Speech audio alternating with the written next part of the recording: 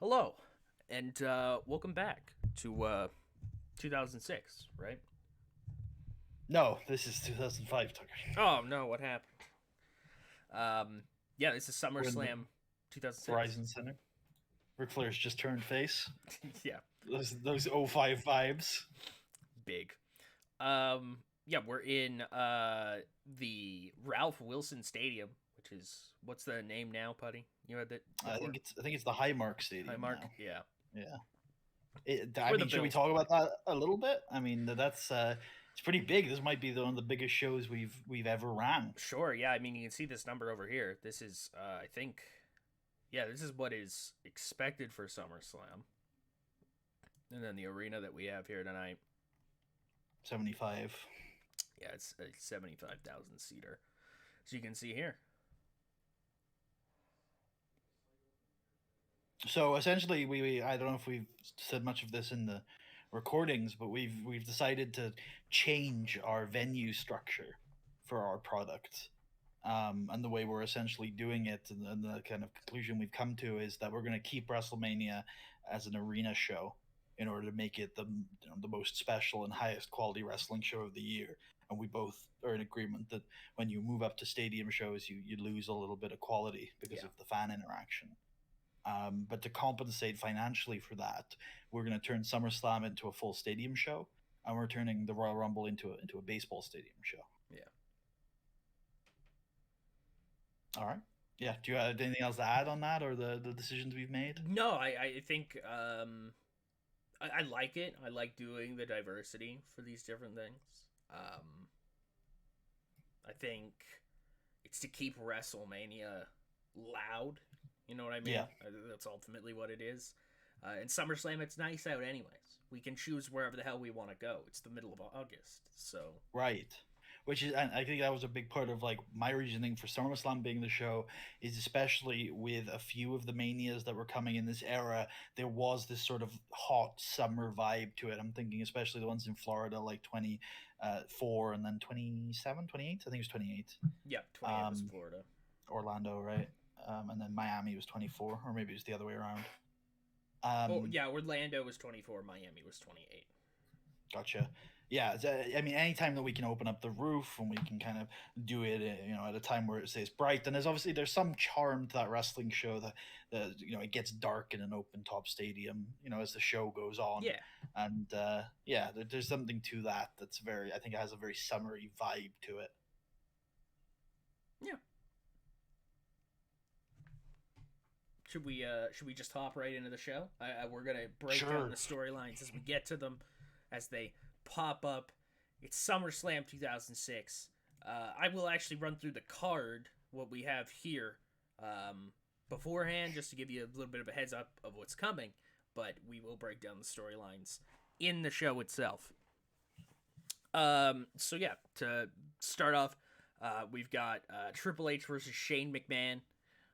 We've got Eminem versus Walker and Murdoch versus Stevie Richards and Renee Sebastian Dupree versus Charlie Haas and Dean Malenko of DMLS. DMLS defending their World Tag Team Championships. Triple threat for the Women's Championship. Mickey James and Tori Wilson challenging Trish Stratus in a hardcore match. Mick Foley against John Cena. A colossal clash between Mark Henry and Umaga. We have a cruiserweight ladder match for the cruiserweight championship. That is Chavo Guerrero taking on the cruiserweight champion for over 1 year now, Gregory Helms. You can see it right there on our card to the right, which is when he won the There Cruiserweight you go. Championship. Um, we've got a cruiserweight tag team contest where the cruiserweight tag team champions Paul London and Brian Kendrick will be defending their title against Rey Mysterio and a mystery partner.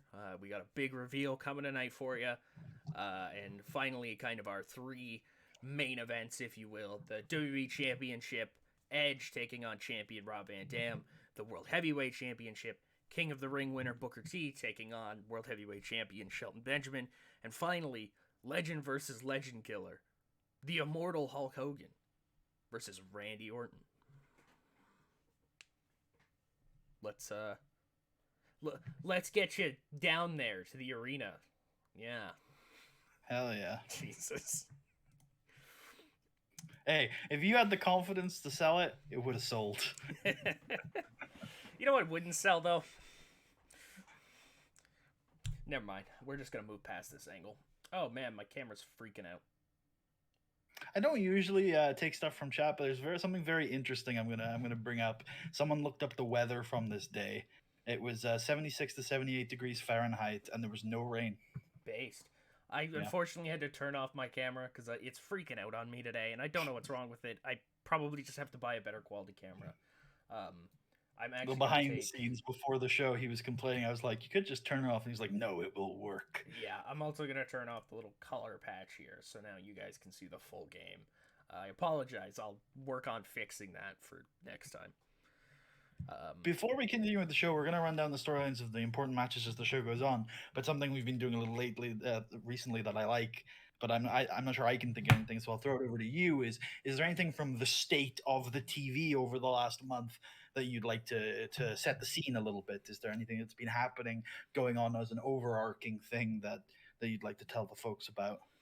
Um, yeah, I mean, it doesn't necessarily relate to anything actively going on. I mean, it does, in a large way, relate to something that's actively going on, but it also doesn't. Um, Paul Heyman has brought in Sabu. We saw him on Monday Night Raw. You can go see the Twitch VODs if they still exist at this point of them. And he brought in Sabu, and there was a lot of confusion over whether or not. Well, really, there was a lot of confusion just in general. What the hell does that mean? Paul Heyman brought in Sabu? How does Paul Heyman have the power to do that? Why is Sabu here? Does he want the WWE Championship from Rob Van Dam? Is he with Rob Van Dam? Are they all working together? We did get some explanation to that. It would appear that they are to some degree working together, but for individual purposes, they all just kind of pool their resources when they can. RVD is WWE champion on his own, if you will. Sabu looking at different championships to pursue himself on Monday Night Raw, and Paul Heyman kind of advising him on that. But a lot of uncertainty just in general about just whose ear Paul Heyman has. Because, I mean, he got a wrestler signed. Like, that's Yep. not just any wrestler either. Somebody who has connotations and the things that you think about when you think of Sabu, they're not things that are necessarily related to the WWE or the WWE style. I've heard unconfirmed reports that he's both homicidal, genocidal, and suicidal. I have heard he is a maniac. Big stuff. Yeah. I don't know. Maybe we'll learn more as this show goes on. But if not, Monday nights. Summerslam intro. Are we breaking down anything here, buddy? Or are we just gonna shoot past this? I think we can give the footnotes that Hulk Hogan is back. We'll learn more about what's going on later. Maybe we should talk about Hulk Hogan since it's the main event, so we'll come back to him in a sec. Booker T obviously won King of the Ring. He chose to stay on SmackDown. He's fighting for the world title, and Edge is fighting for the world title as well. Yeah, Hulk Hogan. I think we should probably talk about Hulk Hogan now, because that's the main event. So what's happening with Hulk Hogan, Tucker? Hulk Hogan's back, baby. He was on SummerSlam, I believe, last year, and that's the last time we've seen him. It was Survivor Series because we forgot. Oh, okay. It was Survivor Series last year. Hulk Hogan hasn't been seen since. Shawn Michaels. He hasn't competed since. Yeah, he had beaten Shawn Michaels, and he had made a big announcement that he was going to make a big announcement on Monday Night Raw. And Hulk Hogan came to Raw. There were a lot of rumors going around about it might have something to do with Hulk Hogan's age, his physical state related to his career, you know. There were some implications. Yeah. And unfortunately, we never got to hear what Hulk Hogan had to say. Actually, judging by the connotations I said earlier, it might actually be fortunately. But Hulk Hogan was interrupted assaulted, destroyed by Randy Orton. SmackDown superstar? Yeah, SmackDown's Randy Orton.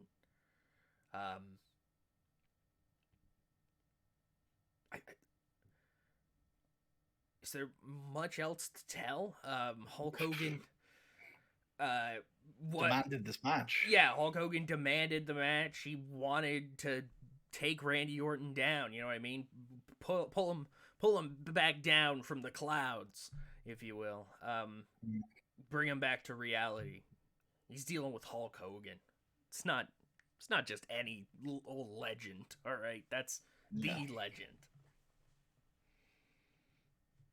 I like it. Our commentators are here. Pyro's going off. Jim Ross, Jerry Lawler, Michael Cole, and Taz welcome you all to SummerSlam 2006 from Ralph Wilson Stadium in Buffalo, New York. And I think we're going into a match, aren't we? I think we have a little video package to let us know what this match is all about. We do, because kicking us off tonight, it's John Cena versus Mick Foley. Mick Foley came out of a disappearance, a death, I don't know.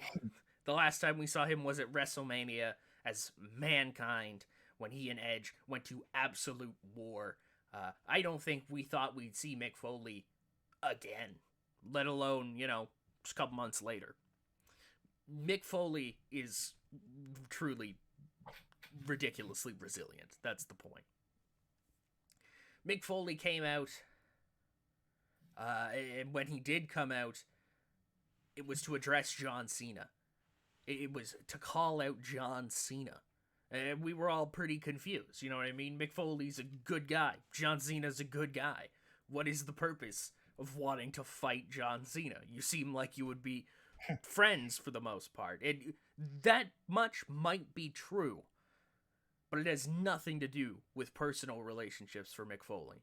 It's simply business. Mick Foley, over these past couple of years, from Randy Orton in 2004, at that Backlash show, to this year's WrestleMania, he's really prided himself on being a test for up-and-coming superstars, and he feels to a certain degree like John Cena got away. John Cena flourished into the prime of his career, and Mick Foley never really got to teach him a lesson, you know what I mean, or to toughen him up, if you will. And so I think Mick Foley kind of goes back to that stuff we heard a lot in 2005, you know what I mean? Is John Cena really that tough? Is he really that guy? I mean, we've gotten the answer so often. It's yes, he is that tough. He is that guy. But against somebody who's known for being the tough guy, that's actually a bit of a toss-up. And I also, we've heard that answer in a lot of different contexts, but a lot of the variation in tests that Cena faced and overcame was in terms of the opponent. Can he beat a guy who's on fire like Muhammad Hassan? Can he beat a guy willing to do anything like Edge? Can he beat a guy who's elite, whose training program is elite, whose work rate and sort of resources are immense in Triple H, or a guy who rises to the occasion like Shawn Michaels? But lately, John Cena's had to deal with circumstantial challenges. He had to go to the Hammerstein Ballroom and face RVD, and that didn't work out so well. And tonight, not only is he in this is a hardcore match, right? This is, yes, a hardcore match. He's fighting the hardcore icon in a hardcore match. That's completely outside of John Cena's comfort zone. But also, this is the first time live on pay-per-view since WrestleMania 21 where John Cena is not competing for the WWE Championship in some form. This is a different environment for John Cena. We saw it with Ken Shamrock at Backlash, and he overcame that. But again, at Hammerstein, he wasn't quite able to. So tonight, I think it is going to be a very different test for John Cena, and he really needs to find that sort of hustle, loyalty, and respect that gets him through those challenges, because against RVD and Hammerstein, it didn't work out for him. Here we go with the match. Bang. John Cena overcomes, as he has overcome so many times before, in a hardcore match, something that's not his forte. against a guy who's very much about the hardcore shit, man. I have some stuff for this match if you want. You go right ahead. I like to think that at the start of this, Cena's very hesitant to indulge in the hardcore stuff. He's looking across the ring at Mick Foley and he has a lot of respect for him and he's happy to wrestle a match against anybody, but he's looking at I think we get this nice shot as Cena enters to like a pile of weapons on a table at ringside and we get kind of a zoom out and Cena's looking a little apprehensive. And then during the match, he doesn't want to resort to beating up Mick Foley with steel chairs and kendo sticks. But Mick Foley's Mick Foley, right? And so he's going to throw everything at John Cena. And eventually, I like to think Foley's going to draw blood. And as Cena kind of looks down at his bloody hand and realizes that, he's not, he looks across at Mick Foley and he realizes he's not looking at, his friend Mick. He's looking at the hardcore icon, the hardcore legend. I would go even a step further. He's not fighting a hardcore legend. He's not fighting somebody that is to be idolized. He's fighting Mick Foley, somebody who is in the ring ultimately capable of anything and is willing to do anything to his opponent or himself, damn it. And that's when we see the same thing we saw at Backlash, which is that when John Cena puts in the work, he can rise to any occasion and he will start to utilize the tools at his disposal and grind and turn this brutal and eventually the match will break and Cena will see that opportunity, and just like he has done for the last 2 years, he hits Mick Foley with that FU and he picks up the win, because in front of 75,000 people here at the Ralph Wilson Stadium, John Cena is a big match player, and this was a big match. We go backstage to Vince McMahon's office, or sorry, Mr. McMahon's office. Mr. McMahon, the character, his office. Paul Heyman knocks on Mr. McMahon's door, and Mr. McMahon says, come in. And Paul walks in, and Vince McMahon asks him, Mr. McMahon, God damn it, he asks him, why are you here, Paul? What are you doing? Don't you have guys in matches tonight? You got the WWE Championship. What are you doing here for?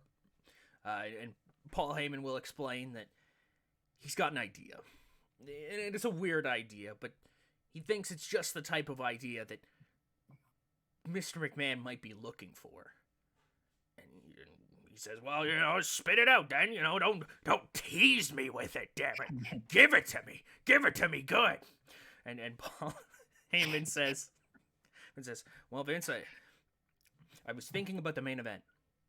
And it's going to be Rob Van Dam and Edge, WWE Championship in that Extreme Rules match. And I was thinking, what's the way to take it to the next level? What's the way to, we've the match to a certain degree is already so much, but what could we do to present it in a way that just feels, you just feel it, man. You know what I'm saying? You just feel it. Those chair shots, those table breaks, those ladder falls, man. Anything in that realm, it's gonna feel different. Vince is like, tell me, I love it, tell me, what's gotta get me there? What do I need to do? And Paul Heyman says, WWE Championship match should be commentated by Taz and Joey Styles. And Vince says, oh, I love it. Oh, it's different. It's raw. It's original. I'll give you that. It's something nobody'll see coming, but it'll add so much. Paul, you are a visionary, sir. This original idea, I love it. And then Paul's like, I mean, it's not totally original, Vince. I mean, Taz never commentated in ECW, but I mean, he's from ECW and he's a commentator for you now. And I mean, Joey Styles did Raw a little while ago. I mean, I'm basically just putting two already existing things together. It's like booking. It's like simple. Vince is like, oh yeah, that's fine, but I love it regardless. Paul's like, you sir, you come up with some excellent ideas as well. Vince is like, I do? Oh man, I don't even recognize my own genius. What's What'd I say? What'd I say? Paul Heyman's like, ECW original or ECW originals. I see some. There's something there. It's a brand. Damn it! It's a brand. Paul You Heyman's can like, describe Taz and Joey Styles as he's like, ECW originals. you could even describe myself maybe as an ECW original. McMahon's like, yeah, you follow that, all right? I'll give you that one for free. God knows you need it, Paul. Broke ass motherfucker. Yeah, I'm working on the rent, Vince. I'm working on it. I'm working on it, okay. Backstage, Puddy, I'll let you take this one. Yeah, Carlito is going. So Chavo Guerrero is kind of warming up in the hallway, and Carlito is going to come up to him, and he's going to say, "Hey, man, I know Carlito's got his afro, and he's wearing kind of a nice, crisp, kind of I'm thinking a light blue shirt, a dress shirt." And he's like, "Hey, I know we've been through a lot over the last couple of weeks, but I just wanted to say, sometimes you were a little bit brutal, sometimes you were a little bit." Sometimes you hurt a little bit too much, but I appreciate what you were doing, and I gotta say you helped me. That match on Friday, it was the first time in a long time that I felt like that, and I want to keep feeling like that, and you made me realize that. So as much as it hurts to admit it, thank you, man. Tonight you got a huge match. Gary Helms is a hell of an opponent, but even if you didn't think I was, I've been watching you this last year. You won the Royal Rumble, man. You main evented WrestleMania. You're the guy, Chavo. So you showed me who I needed to be on Friday. So tonight you go out there and be who you need to be. And that's the World Cruiserweight Champion, all right? I'm rooting for you. And Chavo says, thanks, Carlito. I appreciate that. I'm going to do my best. And yeah, sorry if I went too far sometimes, but it was good seeing you like that on Friday. I hope to continue seeing you like that. In the great words of one Steely Dan, did you realize you're a champion in their eyes? Oh my. Thank you. That's a line. Now go out there and be a champion for real. Yeah. Brian Kendrick's gonna go to Rey Mysterio backstage, and Brian Kendrick is like jumping for joy, man. He's had too much sugar. Should have cut him off, Paul. What are you doing? You can't let him have all the sugar. You know he'll go crazy. Brian Kendrick is like, Ray, who is it? Ray, who is it? Who's your partner? I gotta know. I don't even want to know for like strategy purposes. I just want to know because like, I'm so excited. Yeah, I've heard things. It's like, it's is it not somebody on the roster? And Ray's like, listen, I'm not. Whoa, chill, Whoa. Holmes. Like, I'm gonna reveal my partner when I want to reveal my partner. That was the point of making it a secret, Brian. Brian was like, okay, fine. But I know it's gonna be great. I'll see you out there. We get a King of the Ring DVD ad.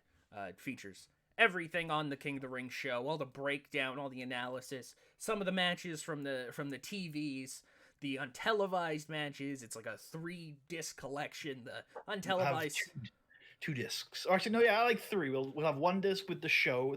We'll have 1 disc with extensive coverage of the conferences, and then a bonus disc with some interviews and then those untelevised matches. Yeah, and the untelevised stuff from the King of the Ring pay-per-view itself as well. Exactly, yeah.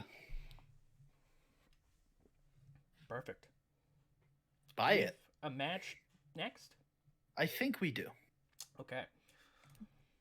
We do. It's the Raw World Tag Team Championships.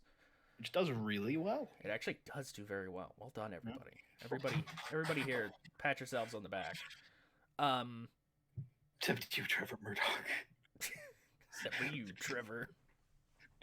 Trevor ends up laying on his back as Johnny Nitro will pin him off of the snapshot, and M&M are your World Tag Team Champions. I believe this is their first Tag Team Championship. That it is. And I think it's actually just their first championship full stop, Johnny Nitro, he's been a sort of wandering superstar. He's clearly had an aura everywhere he's been, but finally reunited with one of his best friends, Joey Mercury. Finally, the package that Melina created, the M&M brand, all those months ago, is back, and they're on top, and they have a wonderful new piece to add to their collection and their brand in those World Tag Team titles. But I can't help but think Dean Malenko was right, because the MLS weren't involved in that finish, and they still ended up losing their tag titles. Yeah, Dean Malenko had said on a Raw, on this last Raw, essentially what had happened was there was a number one contenders match between Walker and Murdoch and Rene Sebastian Dupree and Stevie Richards. And that match didn't get to have a conclusion. We didn't get to declare a number one contender. M&M came out, ended in a big schmoz. The three teams were all brawling. They all wanted to be number one contender. Johnny Coachman, apparently I was going to say. Jonathan Coachman went to DMLS and told them basically, I'll figure it out. I don't know, we'll do some house show stuff maybe, you know what I mean? It was the go home Raw. We had to make a decision. Charlie Haas made the decision for us. He said, bring them all. Bring every single one. We want them. We want to do it. And Dean Malenko was not impressed by this decision. No. It might not have been the correct call. Well, I mean, I think with hindsight, we can say it certainly was not. Yeah. But I mean, champion rematch clause, right? Let's all look forward to DMLS taking on M&M sometime in the near future. Yeah.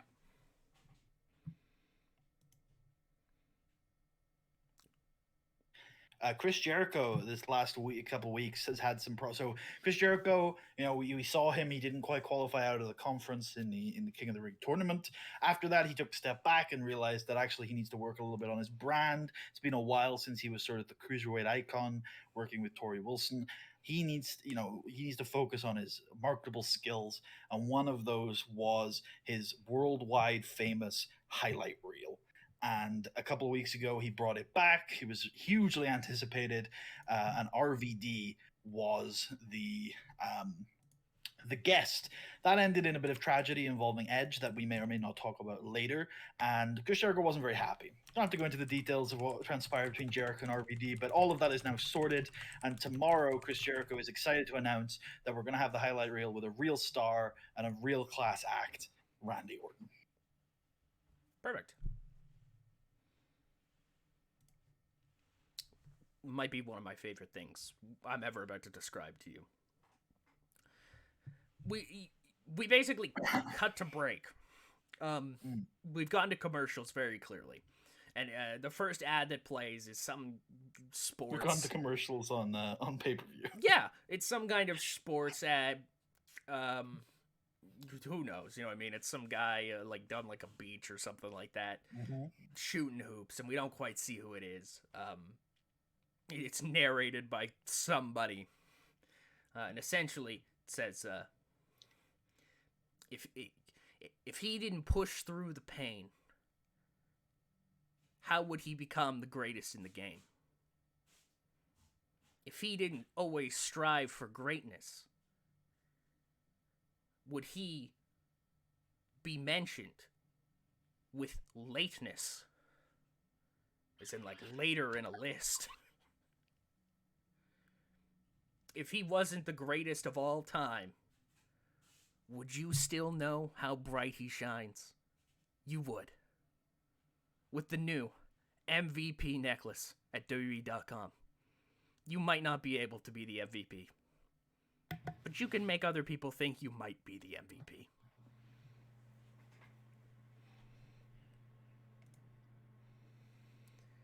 We've got Daivari. He's with Maria. Puddy. Daivari. Yeah, I mean, I just want to first of all give Daivari a shout out for doing a great job here.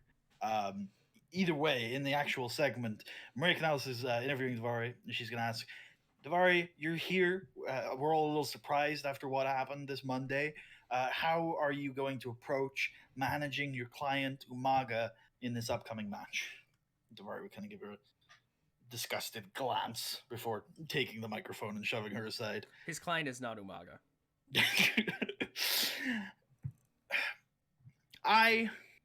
was hurt on Monday. It didn't quite end the way that I or my friend Mark was hoping it would. But I want to take this moment to say that I'm not Armando Estrada. You can't keep me down for long. I'm a trained wrestler, for goodness sakes. I'm a little beat up, I'm a little hurt, I'm a little bruised, but I'll be damned if that keeps me from being here at the Ralph Wilson Stadium tonight to work with my good friend Mark Henry, who is, by the way, the world's strongest man. One of the most exciting prospects in all of professional wrestling today. And tonight, he has an opportunity to settle a score with a rival, a pretender by the name of Umaga. So, no, I'm not Armando Estrada. I'm not going to be hospitalized by this rivalry. I am here. I am supporting my friend. I'm not going to be at the ring. I'm not crazy, but I will be here to celebrate with Mark afterwards. That's for sure. Excellent. To quickly just give some background on Henry Umaga, because I do believe it is up next. I think so. Mark Henry jumped over to Raw. First night, went face to face with Umaga. Simple as that. Those two are big bad men. They both think they're the biggest. They both think they're the baddest. It's a war. Yep. And it is a war. It's a short war. But it's not the war. It's only a battle in the war. Yeah. I mean, you get the sense as these two throw bombs back and forth, and as eventually Umaga is able to hit him with that Samoan spike and keep him down for 3. We didn't see everything Mark Henry had tonight, but that such is the violence that Umaga brings, and that kind of unhinged and unleashed ferocity. I think Henry probably never got out of the blocks. Umaga is a force of nature. He is resembling a bulldozer in the way that he sort of brings the violence, brings those strikes, those kicks, and those chops, and those that horrid thumb to the throat. Doesn't matter whether you're the world's strongest man or a cruiserweight. If you get Umaga's thumb dug straight into your throat, you're gonna have to spend some time gasping for air. And in Henry's case, it keeps him down for 3 here. And I think you're right. I think there's more to this, because if I was Mark Henry and I was on the run that he's been on this year, he put the Undertaker on the shelf. Let's not forget. I think I would be interested in getting a rematch here, and I think that's what we all want to see. Maybe Johnny Ace is going to ask Umaga about that. Johnny Ace tries to ask Umaga how he feels about being able to defeat Mark Henry. Umaga picks up Johnny Ace from the ring and throws him to the floor. Which is probably a little bit of a surprise, because we're used to, after victories, Umaga being quite composed. He usually doesn't speak. He usually has Estrada do that for him. But he's usually kind of a gracious victor. He celebrates, he's happy, but he's generally quite composed. He often, if he's bloody or sweaty, he would clean himself and make sure that he is presentable. But none of that is occurring here. He is just completely unhinged, and like you said, he just throws Ace from the ring, and as he leaves, he just stomps on Ace behind him. And there's something has snapped in Umaga over the last couple of weeks, and maybe that is why we saw him so I don't want to say easily, but he picked up the win in a dominant fashion. Yeah, I think Umaga is interesting because his type of offense, his brand of offense is mostly entirely offensive. So when you're attempting to game plan for Umaga, a lot of that shit goes out the window immediately. Like, you can try to come up with something for Umaga, but when the 300 some odd pound guy is just running around hitting you with all the force in his body, and he just won't stop no matter what you try to respond with, what the hell are you gonna do? What the hell are you gonna do? You've just triggered something in my head. Mark Henry's been having such a great year on SmackDown, where you have a lot of the most elite wrestlers, whereas Umaga is not a wrestler, like you said. He just throws himself at you. Yeah, he's an animal. Like, really, he's just crazy. He's crazed, not crazy. There you go. Backstage, Puddy, I'll let you take this one. Sure, Shawn Michaels is sort of well, do you have any? So I want to get the impression across that he is clearly planning for the Triple H match. Right. Do you have anything to get that across? What could he be doing that he's clearly like plotting and scheming? Maybe he's holding a sledgehammer. I was gonna say sledgehammers. Yeah, he has a collection of he's like picking out like the it's like a golf club. It's like a golf carrier, but it's got sledgehammers in it. He's like, which one would Hunter like the best? And yeah, Mr. McMahon will come by and say, Sean, I beat you on Monday. I just wanted to put that out there. Yeah. And I hope you're not thinking of turning tonight's match into a tag team match. We don't have God booked tonight, but not to mention, I hope you're not planning on interfering. This is SummerSlam, damn it! This is a big match, a big event, and I will not have it ruined by your shenanigans and chicanery. So I just wanted to make sure that you weren't planning on interfering in that match. Actually, I wanted to be doubly sure that you weren't planning on interfering in that match, so I'm going to make sure that you won't. Sean, I want you to go home. I want you to don't even think about looking at that match. But of course, you never listen to things like that. You go your own way. You're probably not even listening to me right now. So I'm going to say something that you have to pay attention to. Sean, if you go out there in the arena, if I see you in the arena, in the Ralph Wilson Stadium tonight, past the stage, you're fired. Now that you have to pay attention to, because if there's one thing you care more about than pissing me off, it's your career. Perfect. Yeah. Mr. Kennedy comes down to the ring, and he drops down his golden microphone. And he says that tonight's main event of Raw-ish, one of the world title matches, the Raw world title match, is exclusively filled with former Money in the Bank winners.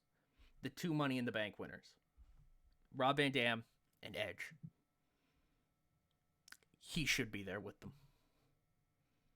He was Mr. Money in the Bank until Rob Van Dam took it from him. Rob Van Dam snatched away the dreams. But it's fine, because there's a new goal. There's a new vision. And it's to become undeniable. And with the golden microphone and the ability to transmit his voice anywhere, Mr. Kennedy will become undeniable.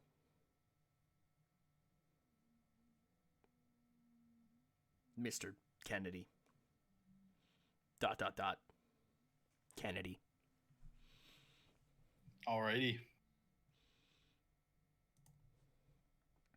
Linda McMahon appears on the screen. Yeah, don't smack down yourself. Don't do it. Just don't. Don't bother.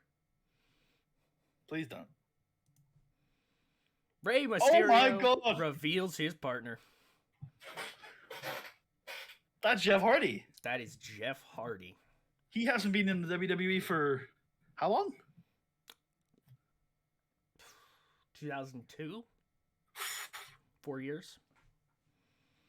And he's here, and he's made weight. He's a cruiserweight. He is indeed a cruiserweight, fighting for the Cruiserweight Tag Team Championships.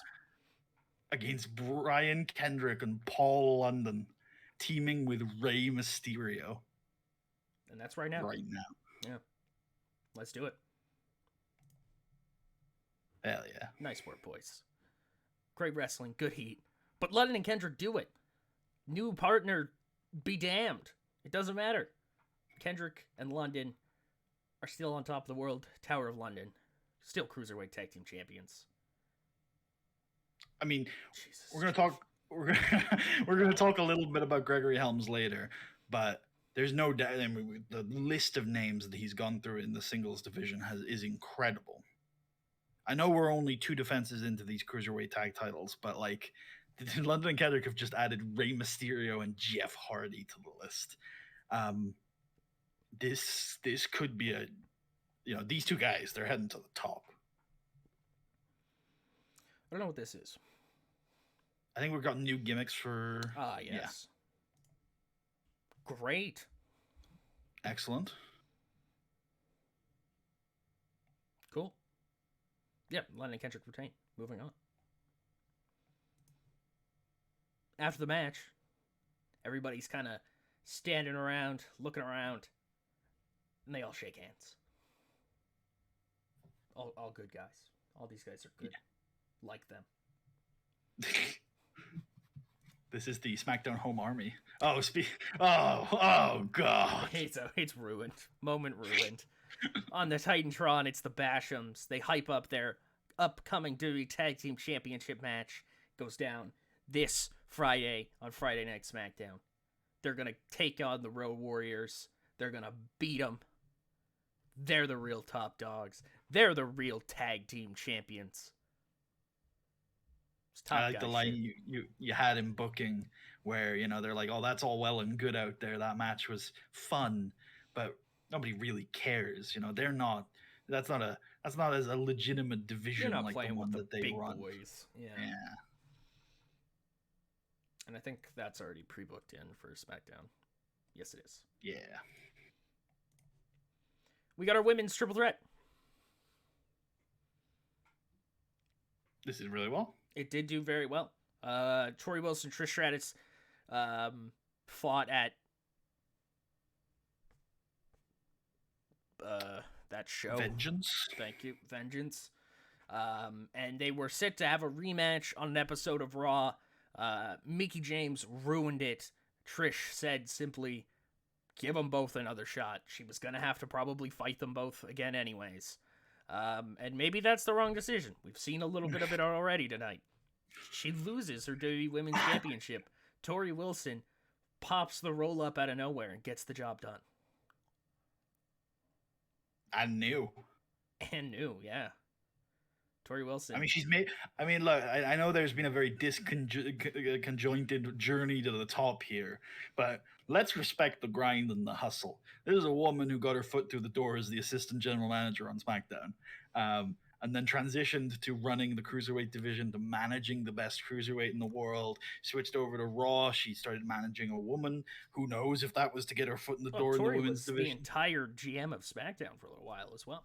Yeah. But then afterwards, she held on to power by running the cruiserweights, which is a very crafty move. And then what's interesting with Tori is that she always seems to latch on to the next thing. You know, she runs SmackDown. She's not allowed to do that anymore. So she runs the cruiserweights. You know, she starts to see actually it might be better to find a cruiserweight that's going to do something else later. So she finds Jericho and then starts managing a woman and then starts wrestling herself.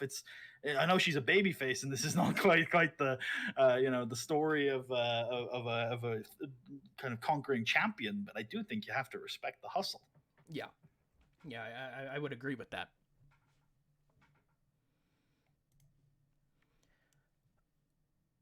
After the match, Puddy. Yeah, so Trish Stratus is a little upset. She is very competitive.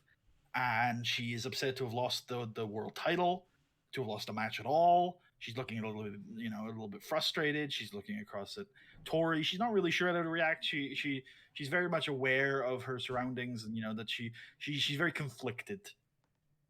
That conflict kind of changes when Mickie James starts attacking Tori Wilson because she is crazy. And then Trish, for a moment, she's still looking conflicted. She's like, yeah, I don't like Tori right now either. And then she's like, wait, no, I'm a good guy. This is a bad guy. And so together, Trish and Tori will drive off Mickie James. And then Trish, kind of conflict behind her, will nod and raise Tori's hand and then leave while clapping her. We're moving into the beef section, the big beef section. Yeah, we've got coming up after this. It's Chavo Guerrero versus Gregory Helms, a ladder match for the Cruiserweight Championship. We said it before. We've talked about the names. Gregory Helms is probably the best WWE Cruiserweight champion ever. Easily. I want to go through the names again. Tajiri, Rey Mysterio, Paul London, Elix Skipper, Miggy Rojo, Jushin Thunder Liger, R-Truth, Chavo Guerrero himself. We're talking a who's who of lightweight wrestling. And beyond, he got to the semifinals of the King of the Ring tournament. Like, this guy is on fire. And not to mention, he's been able to adapt and evolve his style. There was a period in the winter where he was fighting some really tough opponents, and he figured that he needed to do anything to win. And not everybody respected that, but he got the job done. And now, this past summer during King of the Ring, with the help of his trading partner Ken Shamrock, found another level again by allowing the fans to get behind him, by using that energy. And boy, if 75,000 here at the Ralph Wilson Stadium can't give him the energy, I don't know what can. And but the thing is, Chavo Guerrero, we talked about, Greg did beat him. Chavo beat Helms during the King of the Ring tournament. They're 1-1. This really could go either way. And Chavo Guerrero, man, what a year he's had. He won the Royal Rumble. He main evented WrestleMania. He's on fire. But so far, he's yet to get that singles gold. Is tonight the night? Let's see. Before we get to the match itself, Chavo Guerrero comes down in a lowrider. Because of course he does. Absolutely. And here we go. Cruiserweight title high up above the ring. Who's going to pull it down? That's how a ladder match works. Hell yeah. And it's Chavo Guerrero. He does it. He reaches the mountaintop. He is the man to defeat Gregory Helms in a great display of SmackDown's cruiserweight action. And Chavo, who has fought and clawed his way, has finally reached the peak of the industry. He is the world cruiserweight champion. He's done it. It's his first singles championship, I believe, right? In WWE? Just ever? Oh, I don't. It's been since we started the series. It is, and it has been for a while. I think he may have won this belt before. Yeah, I believe so. Yeah, but I don't remember if it was in WWE. It might not have been. Or I guess it would have had to have been, right? But yeah. Post-match celebrations. Yeah. The babyfaces come down to celebrate Chavo's big success. Ray embraces him. Carlito we saw earlier, and yeah, we just get some other boys. Yeah. I think we have a new gimmick for Skipper here. I think maybe both Skipper and Rojo. You're right. Also, I like how Skipper is 100% a heel. Oh yeah. Great, very marketable. Small boost to charisma. That's great. Miggy. Adequate. We get our video package for Triple H, Shane McMahon. You've seen it trickle in through the pay-per-views, but we're really starting to get to the meat of it now. It's been going on TV for quite a little bit. Triple H, Shawn Michaels, the McMahons. Initially, two independent beefs with Vince. Shawn for his treatment of others. What he did to Stevie Richards one week. He had suddenly he had shocked him with a surprise opponent, Bobby Lashley, coming out and beating him in a chance to qualify for King of the Ring. It was a last chance battle royal type deal. And Shawn Michaels saw that, and it made him sick because he himself might not personally be affected by something like that. But somebody like, as he had learned, somebody like Stevie Richards might not be able to stand up for themselves. Or might not be able to say simply that is wrong, man. You can't do that to people. This is their livelihoods. This is how people feed their families. You can't pick and choose like that. It's not how it works. And Triple H, on the other hand, his independent beef with Vince McMahon evolved around Vince's own treatment of him, dating all the way back to near WrestleMania. Triple H Mr. McMahon tried to use Triple H like as a attack dog at times. He manipulated Triple H and his desire to be the best and to be the top of the industry, to try to take out his enemies like John Cena. And Triple H's almost like barren patch made him like reevaluate what he cared about in the business, and that's brought him into conflict with Mr. McMahon, like you said, since WrestleMania, where they fought in a match. Triple H was arriving to a Raw. This is after King of the Ring. only to find that his friend, his recent, um, the recent reignition of his friendship with Shawn Michaels. Shawn Michaels was found beaten down in the parking lot with a sledgehammer next to him, and we all knew what that meant. Triple H was not the man we thought he was. He is, in fact, a monster, which I guess is actually what we thought he was. So, it's not that bad. But it turned out that no, it wasn't Triple H. Triple H wasn't even sure for a little while. He's like, "Shit, it looks like I did it. I don't know, man." But it turns out it was Shane McMahon who had done it. I believe Vince McMahon was irritated with Shane because he had pissed both Shawn and Triple H off, kind of forcing them together, realizing that they had the best opportunity taking on a family so powerful if they combined their resources and worked together. They were friends before. Surely it can work out again. Shane, tried to make it right. He tried to take out Shawn. Clearly it didn't work, so tonight he'll try to take out Triple H. One of the two of them's got to go. And there was one little beat sorry, I apologize if you did cover it, but I want to make sure it gets covered. Is that at one point during this altercation, like you said, it's basically two converging beefs. Triple H ended up, I think it was Triple H ended up attacking Shawn Michaels and assisting Vince in his continued kind of battle with Shawn, merely because they were in the same place at the same time and Triple H didn't like him. And I think that was the catalyst for Triple H realizing that actually he's not going to get anywhere here if he doesn't start to work together with Shawn Michaels. Perfect. And it's time for Triple H, Shane McMahon. Hell yeah. Triple H does indeed pick up the win. During the match, Matt Morgan and Bobby Lashley are all over Triple H, distracting him, trying to hit him, trying to smack him with things when the referee isn't looking. I'm sure Shane. Well, the referee is George Hackenschmidt, so I like to think they can be as blatant as they want, and George will just pretend not to see. I like to think of a spot where maybe Bobby and Matt get Triple H onto one of the announcers' tables, and then Shane does a dive over onto it. And yeah, it's just all of the bullshit is happening and wearing Triple H down. Shawn Michaels. The hammering is back, if you remember the hammering. Oh, it's the hammering. Okay, good. I was worried it may have been somebody requiring your attention. No. But good to know it's just some hammering. Yeah, Shawn Michaels will eventually appear on the Titantron. He's not at the arena anymore. He's in the parking lot. He's got a barbecue going. And he's got a number of differently sized sausages cooking on his barbecue. And I think you guys can make your own jokes about what he says about Shane McMahon and Vince McMahon during this segment. But Shane's not very happy. And he's also just thrown himself through a table a couple times. So he's certainly easy pickings for pedigree. Triple H comes out victorious. We've got our video package for Rob Van Dam and Edge.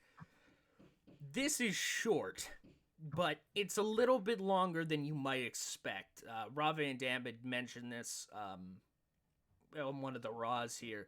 Edge has actually been bad-mouthing Rob Van Dam ever since he won the WWE title. He has, from the background, from the shadows, from a distance, always been somewhat derogatory about RVD, always remarking that he would eventually make his way back to the WWE Championship. And Edge kind of got fed up with, waiting to get back to the WWE Championship. It was a lost number one contenders match to Orlando Jordan, a big shock win for Jordan that got him in the position to challenge Rob Van Dam. That's the match that Sabu made his debut in, distracting Orlando, which led to all those questions we talked about in the beginning about who's aligned with who, what the hell is going on.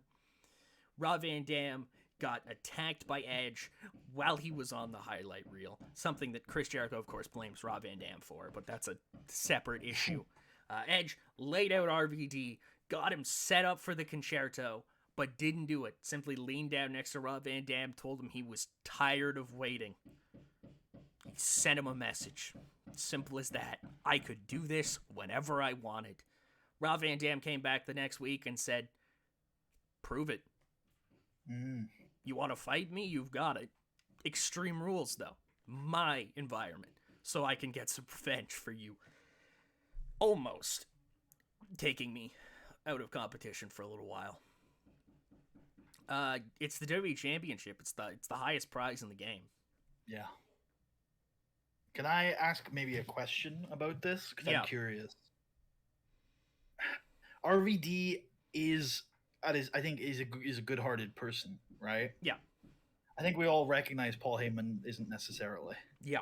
But this last Monday on Raw, and here we got an Extreme Rules match. I think RVD it seems like he's caught between two masters because, I think all he wants in the world is a one-on-one against Edge, but Edge is willing to go to extremes to make sure that it's not fair. We saw at the end of Raw this past week that Edge ambushed RVD again, and he needed help from his new friends. And there's something nice about that. When Rene Dupree, Stevie Richards, these are people that we respect as good-hearted people as well.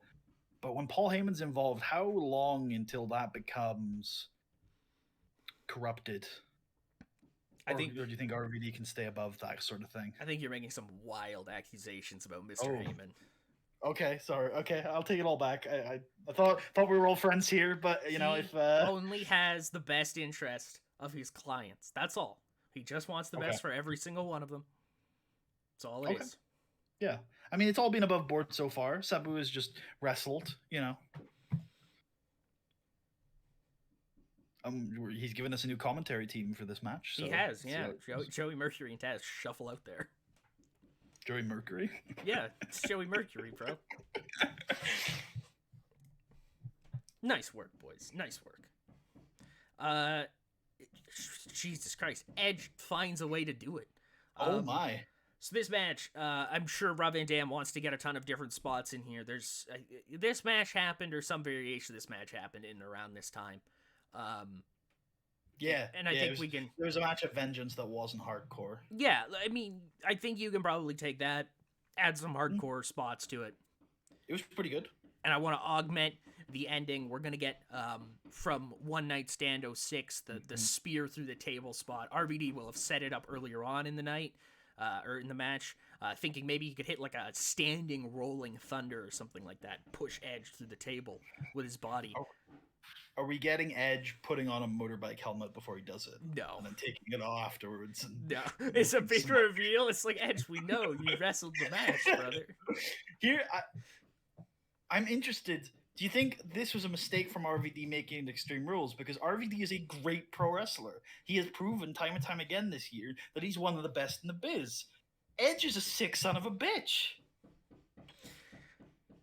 Yeah, I mean, it's tough because I think as much as Edge has consistently proven this year that he is like a hardcore specialist almost to a certain degree, he's not an ECW original. That's true. As hardcore as you want to be in WWE, as hardcore as you can be in WWE, still won't touch the worst nights in that company. The worst nights in that company were some different shit, man.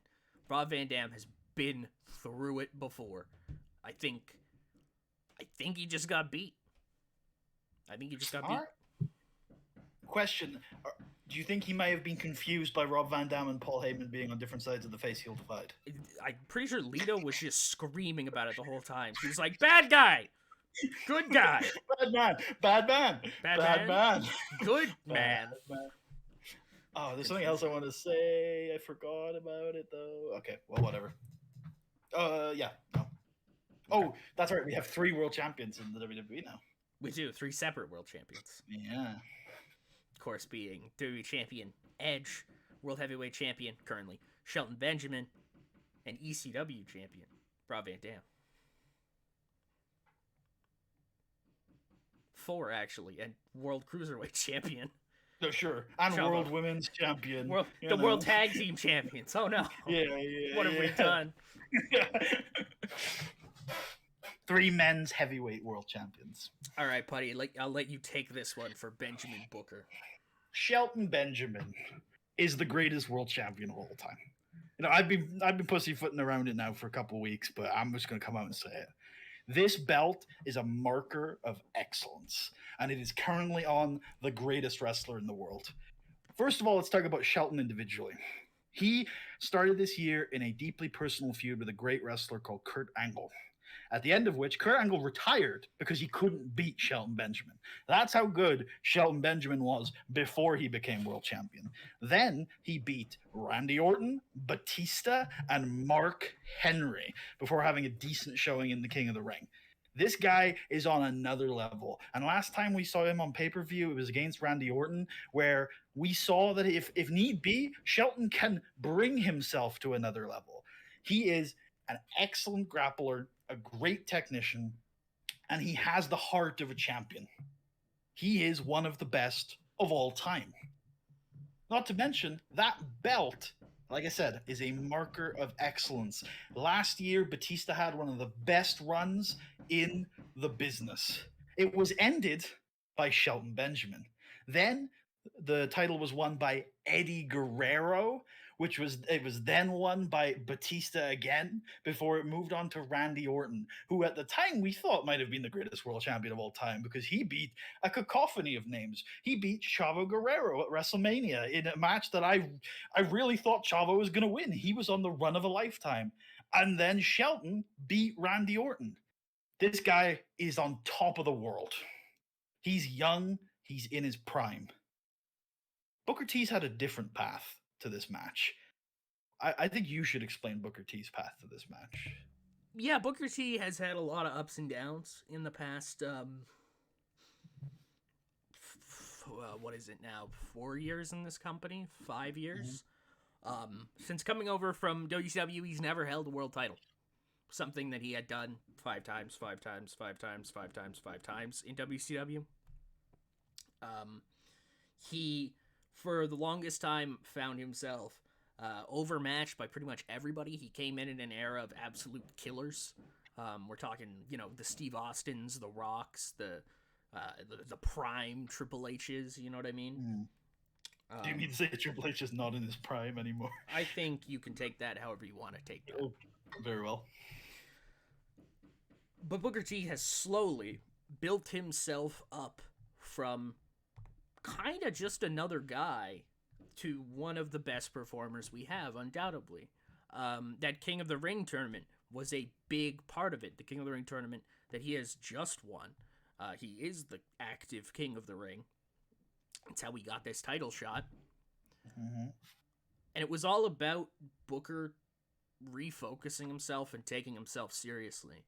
I think in 2004, Booker T had that focus, you know what I mean? He wanted to go for gold. The United States Championship was something he was almost always in the conversation around.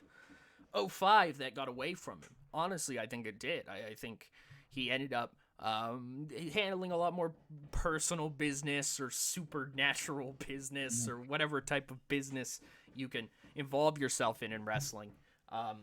There was a lot of it. And that kind of took Booker's focus away from everything. But getting him back on track like Sharmell has done, it's kind of come at this point where now Booker has, talent-wise, hit this kind of, I think, a late peak, if you will, something like that. Because Booker is like 41, 42. Yeah. He's an older guy. Definitely still has some to give, though. But I think it's just a matter of his talent and his familiarity with the WWE system and the people who are in this company and how this company feels and how this company works. It's all just clicking right at the exact time where his focus is at an absolute all-time high for his time here in WWE. It's just a shame that the World Heavyweight Champion is Shelton Benjamin. Only one title has been retained tonight. It was Shelton Only one Benjamin. title is going to be retained tonight. Booker T put Shelton Benjamin in the ground with a bookend. Oh my god, he did it. The confetti comes down. We're going to have to sweep it up really quick, but I want it for Booker, because why not? Sure. He did it. He's a 6-time world champion. And he's back with the belt that he won 5 years ago on the very last night of WCW. Big Gold is with him once more. That is a result that will send shockwaves through Friday Night SmackDown. William Regal is also on comms for this match as Taz is busy. Yeah, Taz is like, I'm tired, man. I had to call that like hardcore shit. I don't wanna go back out here for this like normal wrestling. Come on. Get Will to do it. He likes that type of shit. Huge. Gargantuan result. And finally, I mean, really, we already ran it down. Yeah. Hulk Hogan, Randy Orton. It's simple. Randy Orton targeted Hulk Hogan because he's a big name. I think. Does Randy Orton have some kind of personal issue with Hulk Hogan I don't know about? I don't think so. Okay. Yeah, no, I think this is all about the name. I think this is being part of a pattern for Randy Orton. But you know what? He's fought a lot of legends. You got to give the kid a lot of respect. He is, I believe, a 3-time world champion, maybe 2-time world champion. Three. I think it's 2 because he only won the belt once at Armageddon. I think it was Batista who won the belt twice at Armageddon. You're right. Unless I'm mistaken. No, he won it twice at Armageddon. Orton did. I thought Batista. Oh, you're right. Orton was given it at the start of the night. Yep. Yeah, you're right. So it is a 3-time for Randy Orton. You are absolutely correct. So a 3-time world champion. You got to give the kid a lot of respect. But has he bitten off more than he can chew against the immortal Hulk Hogan? Yeah. It's gonna be a big man. Like I want to. I don't know. Like I think there's a lot of people going into this that are looking at it. I guess as it is. I will have to admit, Hulk Hogan is 52. Randy Orton is like 26. No, I mean I want to cut you off right there. Hulk Hogan is ageless. He beat Shawn Michaels last year. Like this is Hulk Hogan. This is where I was getting. Yeah, go. We carry on, but yeah, I want to just put that out there. You know, numbers do not describe Hulk Hogan's age. Oh no, this man is immortal. He is timeless. He is the immortal. Yeah, yeah. Like the things that he has done in pro wrestling will never die. Like I think that's where the immortal comes from. Like he's never ever going to get lost. Like,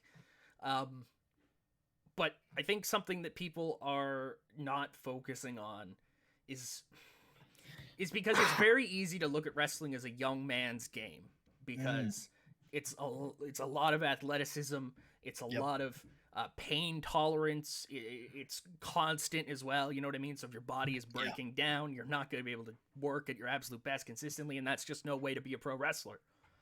And I think it's also it's easy to look at it like that when we've had guys like Shelton Benjamin and Randy Orton this year. Yeah. Find this form that I feel like we've almost never seen in pro wrestling before, where they're so good because they've managed to put it all together at such a young age. Hulk Hogan's ability as a wrestler is not the thing you talk about with Hulk Hogan. That's not where his power comes from. Even in his absolute best days over in Japan, nobody really thought he was a top grade wrestler. But what Hulk Hogan has, and what he's always been able to do, is the thing that Gregory Helms has been tapping into these past couple weeks. Hulk Hogan has the greatest ability in wrestling history to translate energy from the crowd, the will of the people, that people just straight up cheering for you, wanting to see you succeed, wanting to see you be great. Hulk Hogan is the all-time best at translating that into just power. That is really the best way to say it. Yeah. You power up Hulk Hogan. When he hulks up, it's not him pumping himself up. It is him drawing from everybody else. And to add to that, and I think that is his greatest strength. But let's not forget, you know, he's been in this business for a very long time, and regardless of how top end you think his skills are in terms of technically, he's got a ton of experience. And what we just saw in the World Heavyweight Title match is that sometimes it doesn't matter how good you are. Sometimes when you're in front of 75,000 people in the Ralph Wilson Stadium at SummerSlam, in the biggest event of the year, and things aren't going right for you, sometimes you just need to know how to deal with that. And if there's anybody who can rise to the occasion over time in pro wrestling history, I think it's Hulk Hogan. Definitely a guy who has had a vast variety of experiences, I'll say that, on both sides of the spectrum. let's do it so I can stop hearing hammering. Well, you'll keep hearing. Yeah, it won't stop the once. hammering. Yeah. Yeah. It's hammer time. But before that, we get to witness Hulk Hogan in his glory. Yeah. Doing exactly what you said he would. Feeding off the people. Yeah. It's the legend versus the legend killer.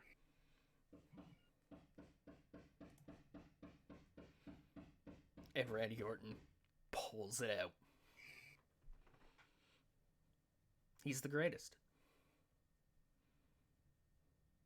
He's the greatest. He's a Summerslam expert. That's for sure. His power is in SummerSlam, like how Taker's is WrestleMania. Summer is just Randy Orton's powers are on 10. He's ready. I mean, just look at the names he's beaten at this event: Hulk Hogan, Shawn Michaels, and Chris Benoit. Although I think he lost to Shawn, but we don't talk about that. You know, he won the war against Shawn. But you know, let's not take away from the moment we just witnessed.